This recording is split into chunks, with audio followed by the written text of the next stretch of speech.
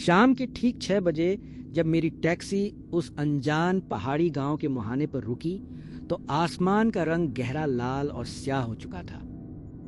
लगातार काम के प्रेशर से थक कर मैं कुछ दिनों के लिए एकांत चाहता था।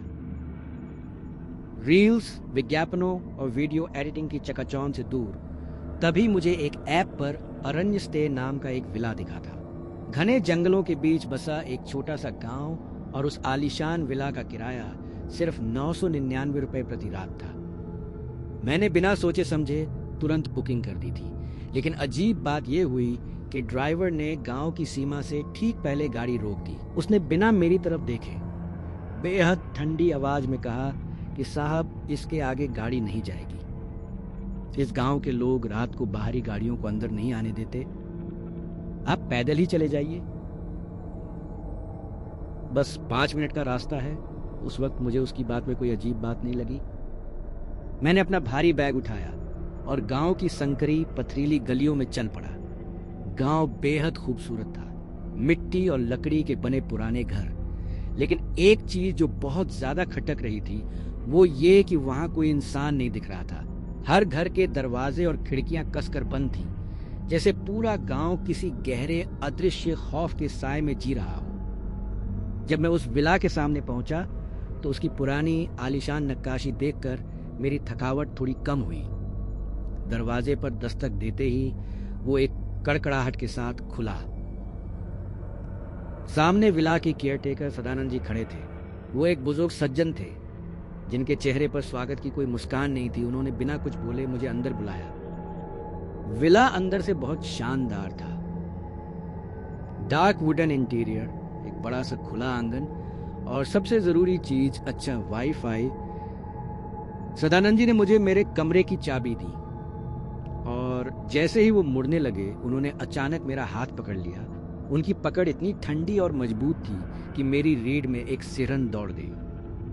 उन्होंने मेरी आंखों में देखते हुए बेहद शांत लेकिन भारी आवाज में कहा कि बेटा, शहर के लड़के हो इसलिए नियम ध्यान से सुन लो। इस घर में खाने पीने की कोई कमी नहीं होगी, लेकिन इस गांव का एक कड़ा नियम है। रात के ठीक 11 बजे इस घर के मुख्य दरवाजे और खिड़कियों पर बाहर से सांकल यानी भारी कुंडी चढ़ा दी जाएगी। सुबह 5 बजे से पहले तुम इस चौखट के बाहर पैर नहीं रख सकते। और सबसे जरूरी बात, रात को आंगन में या खिड़की के बाहर चाहे जो सुनाई दे, कोई रोए, कोई तुम्हारा नाम पुकारे या कोई दरवाजा पीटे, तुम्हें खिड़की का पर्दा तक नहीं हटाना है। अगर सुकून से रहना है तो 11 बजे के बाद सिर्फ अपने बिस्तर पर रहना। सदानंद जी बिना मेरा जवाब सुने अंधेरे गलियारे में गायब हो गए। मैंने कमरे का दरवाजा बंद किया। घड़ी देखी तो रात के 10:45 बज रहे थे। मुझे लगा कि शायद गांव में जंगली जानवरों का खतरा होगा, इसलिए बूढ़ा डरा रहा है। मैंने अपना लैपटॉप निकाला और हेडफोन लगाकर एडिटिंग करने बैठ गया। रात के ठीक 11 बजे मुझे विला के मुख्य लोहे के दरवाजे पर बाहर से एक भारी सांकल चढ़ने की आवाज आई। खटखट। पूरा घर अब बाहर से लॉक हो चुका था। माहौल में एक ऐसी गहरी खामोशी छा गई कि मुझे खुद की सांसें और दिल की धड़कन साफ सुनाई दे रही थी। ठीक 11:15 पर वो सिलसिला शुरू हुआ जिसने मेरे होश उड़ा दिए। मेरे कमरे की खिड़की जो आंगन की तरफ खुलती थी उस पर किसी ने बहुत धीरे से थपथपाया। टक टक टक। मैंने हेडफोन हटा दिया। सदानंद जी की बात दिमाग में गूंजी, लेकिन तभी खिड़की के बाहर से एक जानी पहचानी आवाज आई। वो आवाज मेरी माँ की थी। वो रोते हुए कह रही थी कि कबीर बेटा, दरवाजा खोल, बाहर बहुत ठंड है, मुझे अंदर ले ले। मेरा दिमाग सुन्न हो गया। मेरी माँ यहाँ इस दूर दराज के गांव में कैसे आ सकती है? वो तो दिल्ली में थी।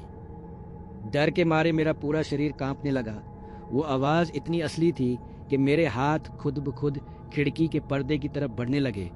मैंने खुद को संभाला और फोन उठाकर माँ का नंबर डायल किया। स्क्रीन पर नेटवर्क गायब था, लेकिन तभी फोन की स्क्रीन पर एक नोटिफिकेशन आया। विला के उसी वाईफाई से मेरा लैपटॉप कनेक्टेड था।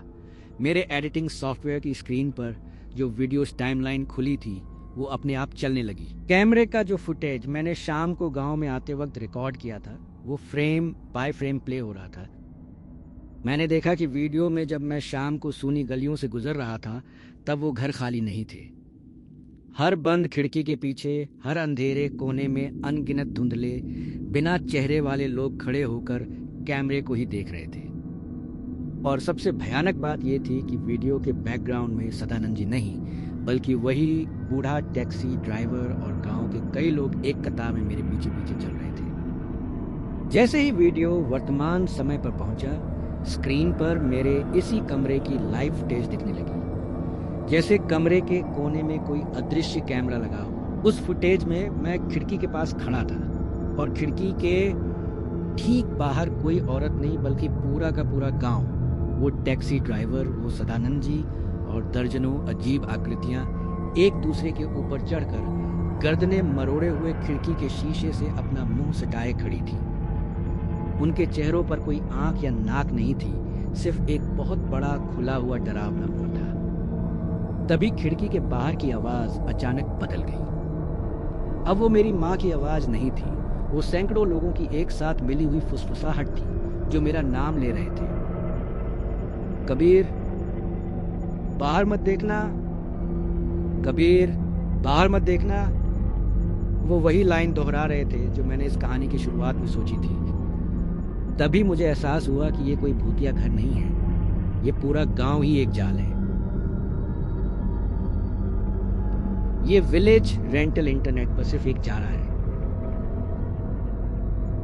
जिसके जरिए ये चीज बाहरी लोगों को यहाँ खींच कर लाती है। हर रात 11 बजे के बाद ये घर कोई सुरक्षित किला नहीं बनता बल्कि ये एक पिंजरा बन जाता है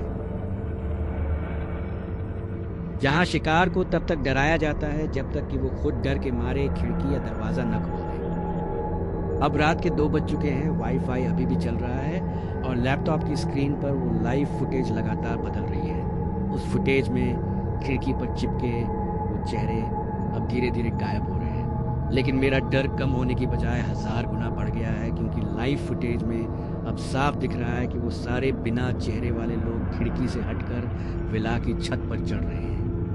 और ठीक इस वक्त मेरे कमरे की छत के ऊपर से लकड़ी के तख्तों के चरमराने की और किसी के रेंगने की आवाजें आ रही हैं। वो छत के रास्ते अंदर आ रहे हैं। सुबह के 5 बजने में अभी भी 3 घंटे बाकी हैं और इस बंद कमरे में मैं सिर्फ अपनी आंखें मूंद कर सुबह की पहली किरण की भीख मांग रहा हूं।